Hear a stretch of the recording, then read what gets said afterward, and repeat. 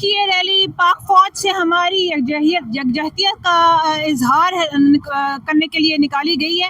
اور ہم اپنی پاک فوج کے ساتھ ہیں جنہوں نے اس مشکل وقت میں ہماری سرحدوں کو سنبھالا ہوا ہے اور بھارت کو منہ توڑ جواب دے رہے ہیں،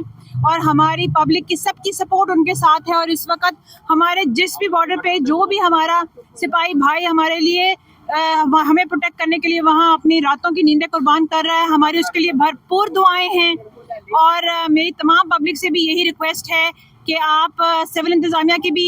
جو ہے سپورٹ کریں، ہماری جو ہم موک ڈرلز کروا رہے ہیں اس میں بھی ہماری سپورٹ کریں، اور پاک فوج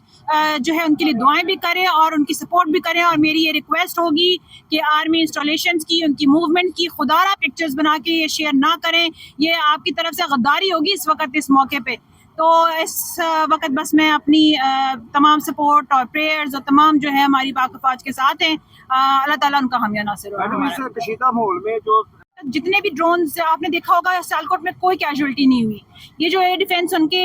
جو لگائے ہوئے ہیں انہوں نے ریڈارس یہ انہوں نے ان کو جو ہے مار گرایا تھا، اور ہمارے ہاں اس وجہ سے کوئی کیجولٹی نہیں ہوئی۔ اس وقت سیالکوٹ میں امن و امان کی بالکل ٹھیک صورتحال ہے، جس کی وجہ سے ہم نے اپنے لیے تو ورکنگ کی بھی ہے کہ ہمارے کیمپس کدھر ہوں گے، لیکن جو خود